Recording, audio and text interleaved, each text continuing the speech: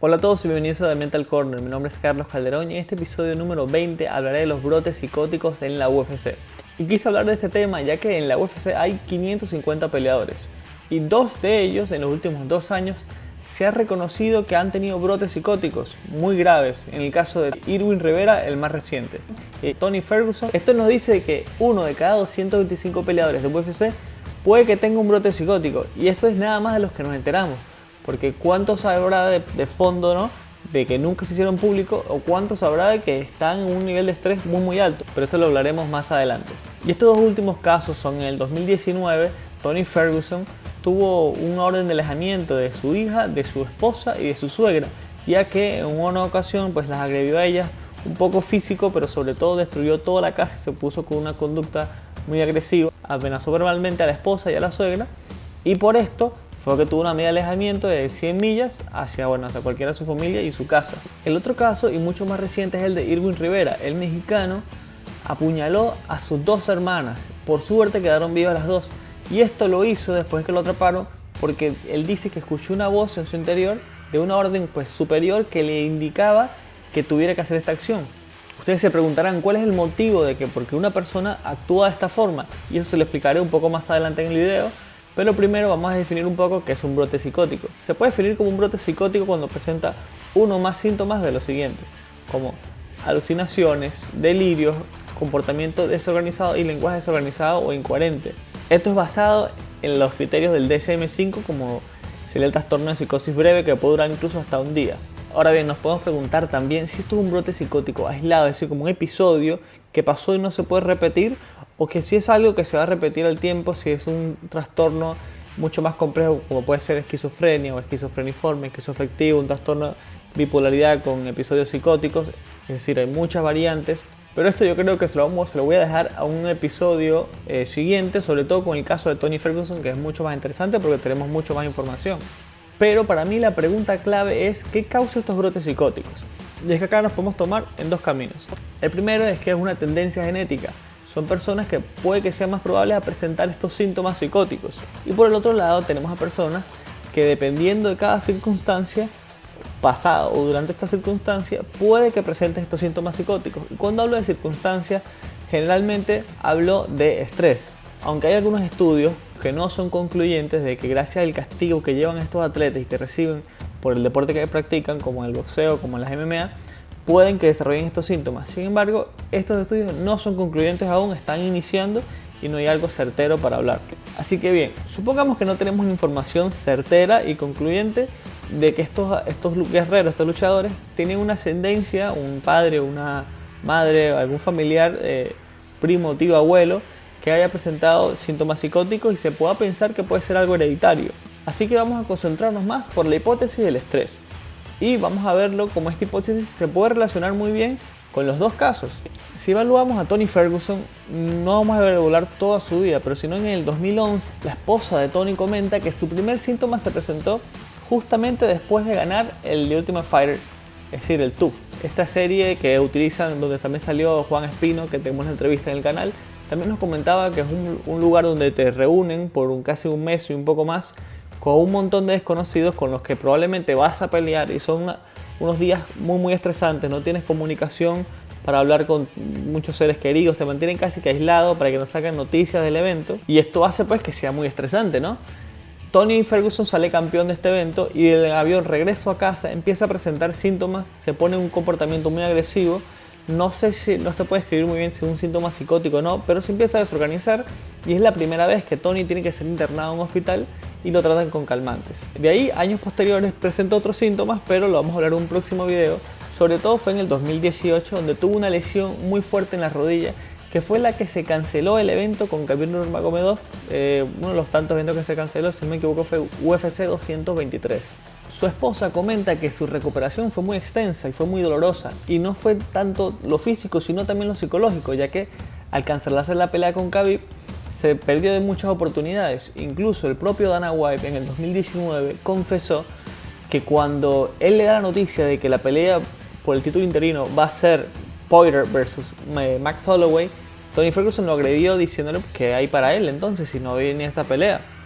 Y pues Dana White siempre suele decir que es mejor llevar al atleta a su casa y que esté bien, que se recupere. Pero eso a veces no es suficiente. Y vamos a ver por qué no es suficiente. Porque esto ocurrió en el 2019. Pero aquí le voy a contar una serie de sucesos antes del pico del brote psicótico que tuvo Tony Ferguson.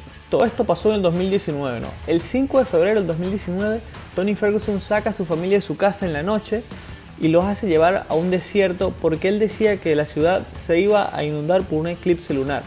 Y prometió en esa ocasión, según confirma su esposa, que iba a asistir a atención psicológica si no ocurría esta inundación que él estaba diciendo. Efectivamente no ocurrió la inundación, de igual forma se negó a asistir a la atención psicológica.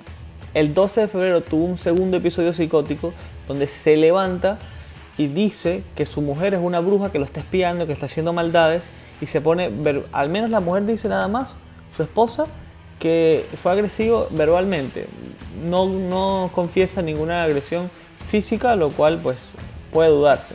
4 días más tarde, o sea, el 16 de febrero, Tony Ferguson desenchufó todos los aparatos electrodomésticos en su casa, todas las cosas con electricidad casi que las destruyó, cortó incluso muchos cableados de la casa diciendo que lo estaban espiando. Ya en este punto podemos observar que además de lo de la bruja, que son unos delirios, estos delirios parecen ser paranoicos, se le tiene un miedo y se lo pone al de afuera, hay un miedo externo que constantemente acecha a Tony Ferguson y responde de una forma muy violenta y agresiva.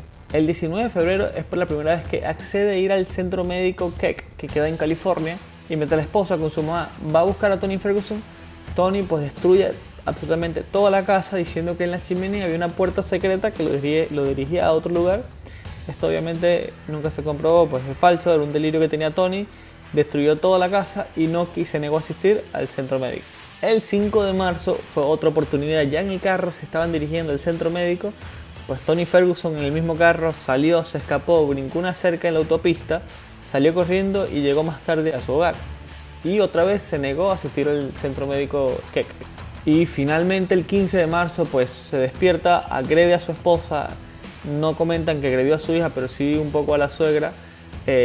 Lo agredió también verbal y físicamente, destruyó absolutamente toda la casa y es ahí donde la esposa logra tener una orden judicial donde hacen que Tony Ferguson empiece a rehabilitarse y se aleje al menos de 100 metros de su hija, de su esposa y de su suegra. Recordemos, todo esto surge después de una recuperación de una lesión muy fuerte que más allá de lo físico ha pasado un montón de procesos complejos a nivel psicológico y esto nadie hizo seguimiento. Ahora vamos con el caso de Irwin Rivera. Irwin Rivera, el mexicano, tenía un contrato de 4 peleas con la UFC en la cual ganó la primera y perdió las 2 siguientes.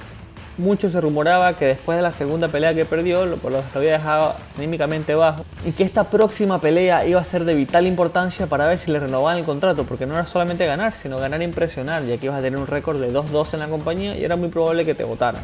Dicho esto, Irwin Rivera siempre en sus comentarios y en sus entrevistas con Jorge Ebro, con ESPN, con la UFC, hablaba muy bien de su familia, diciendo que él luchaba para darle un estado de vida mucho mejor a ellos, para seguir creciendo y seguir colaborando con ellos.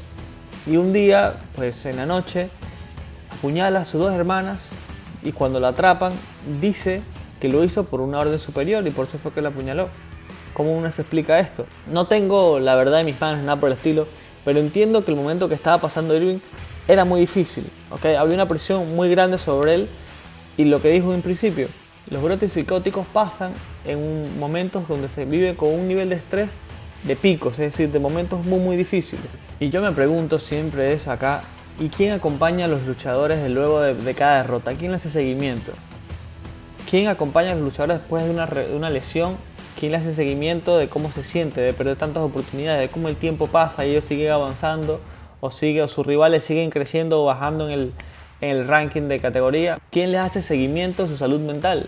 La UFC manda a especialistas de nutrición, a especialistas de salud, para que mantenga a sus peleadores a un nivel de rendimiento óptimo, no para que los entrene, digamos, técnicamente en jiu-jitsu, boxeo, no. Los manda para que estén, al menos sean atléticos, ¿no? Tiene un edificio gigantesco, un instituto de alto rendimiento para mejorar a los atletas, para recuperarse una lesión, para estar cerca de sus peleas, para hacer los cortes de pesos.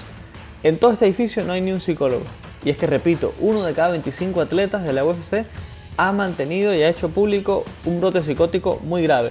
¿O cuántos otros muchos atletas han tenido un nivel de estrés muy grande que lo ha hecho sentir muy mal luego una derrota o luego una lesión? Yo pienso que está genial que tengas a toda una corporación y tengas a distintos especialistas de distintas ramas que se encarguen del rendimiento del atleta. Pero estoy totalmente seguro que una persona que no se siente bien, que no tiene un buen bienestar psicológico, no te va a rendir de gran manera. Y sobre todo, cuando ese malestar psicológico es tan grande que afecta a distintas personas. Y ya no hablo ni siquiera a que repercute, que pierdas una pelea y repercute a nivel económico en tu familia, sino que literalmente las puedas agredir, empiezas a tener comportamientos violentos como el que mostró Tony Ferguson o Willis Rivera, que en teoría no parecen ser malas personas ni mucho menos. Pero no sé qué piensan ustedes de cuántas personas es necesario que ocurran estas tragedias para que se empiece a tomar en serio el trabajo de la psicología en el deporte. Si quieren, den ustedes sus opiniones en los comentarios, y si les gustó el video pues denle like y suscríbanse al canal. Si tienen alguna idea para un próximo video también lo pueden dejar. Muchas gracias por el apoyo y nos vemos en un próximo video. Hasta luego.